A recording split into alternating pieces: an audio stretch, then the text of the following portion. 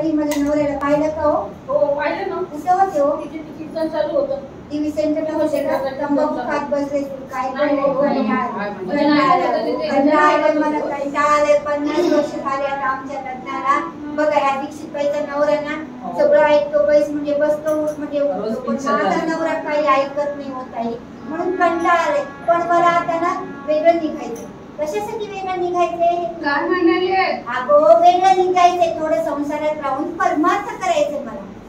वर्ष संसार झाला आणि या बाईला आता वेगळं निघायचं.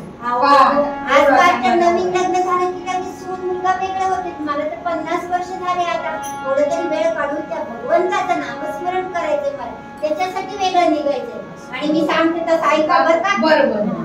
सांगते तुम्हा वेगळे निघा, सांगते तुम्हा वेगळे निघा, वेगळे निघोनी संसार बघा, वेगळे निघोनी संसार बघा, सांगते तुम्हा वेगळे निघा, सांगते तुम्हा वेगळे निघा.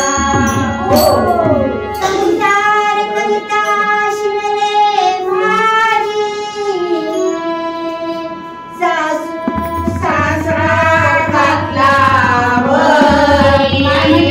माझे सासू सासरे अगं किती चांगले येते. अहो किती वर्ष झाली मी सेवा करते, सगळं करते. आता मला ना थोडंसं वेगळं निघायचंय, मला ना कीर्तनाला जायचंय, मला ना भागवत ऐकायला जायचंय.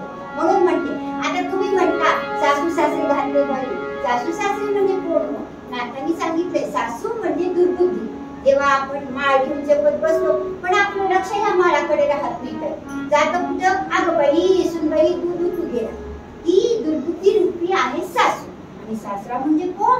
सारं सारं माझं म्हणणारा अहंकार. अहो आपल्यात अहंकार आहे तर आपण भक्ती कशी करू शकतो? म्हणून हे सासू रूपी दुर्बुद्धी आणि सासरा रूपी अहंकार जेव्हा आपण बाहेर काढलं तेव्हाच आपल्या भक्तीचा संसार सुरळीत होईल.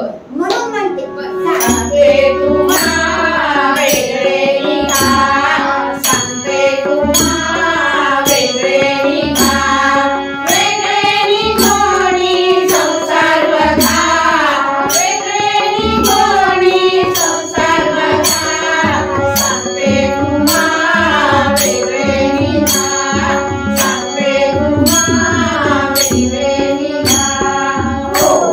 संसार करिता शिवले बाहू, दांडा कोणी आणले गहू. दादा म्हणजे काय मलाच विकायला निघाली होय बाई आणि गहू आणले मला विकून, असं कुठं असतं का? अहो तसं नाहीये. नाथ महाराज काय सांगतात? नाथ महाराज म्हणतात दादरा म्हणजे कोण? विकल्परूपी नवरा.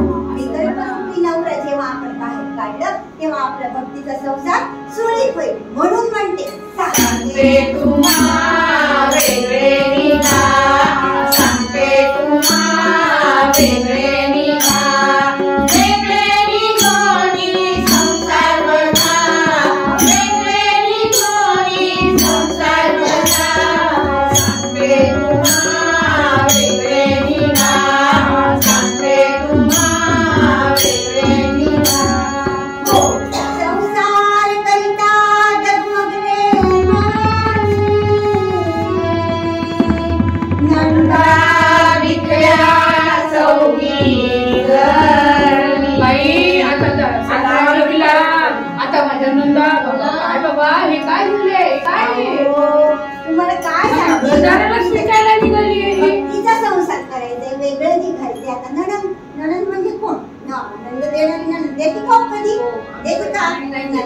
मला तर छान छान म्हणतात आशा, मनीषा, वासना, कृष्णा हे सगळे माझे जे 4 नंद आहेत.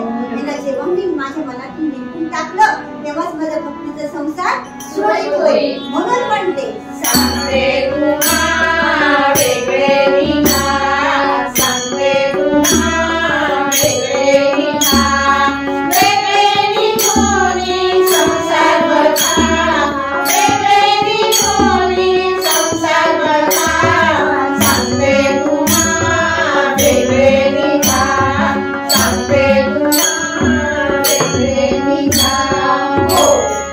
एका जनार्दनी संसार केला,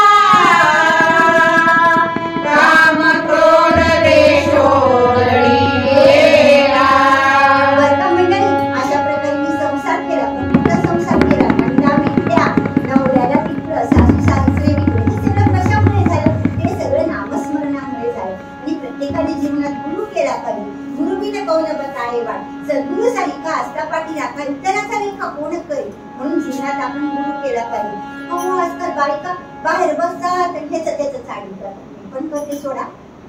पण आता हे चाडीचुडी करणे आपल्याला शोभतं का? बाई एवढंच वेळ मिळतं, आपण थोडस वेळ काढून त्या भगवंताचं नामस्मरण करू. आपण अहो नवरा कुठं दिसलं नाही, बाथरूम मध्ये दिसत तरी हॅलो हॅलो मिस कॉल, असं तुम्ही भक्तिरूपी ह्या नामस्मरणाला मिस कॉल द्या. तो भगवंत तुम्हाला हजर राहील, भेटेल, आपला संसार सुरळीत. नाथ महाराजांसारखा संसार केला बाई, मला खूप आवडलं. मी पण तुझ्या बघ हो, मला खूप पटलं. आता मी पण तुझ्याबरोबर पटलं का तुम्हाला? वेळ काढा आणि नामस्मरण करा, तुमचं संसार सुरळीत चालेल. म्हणून म्हणते सांगते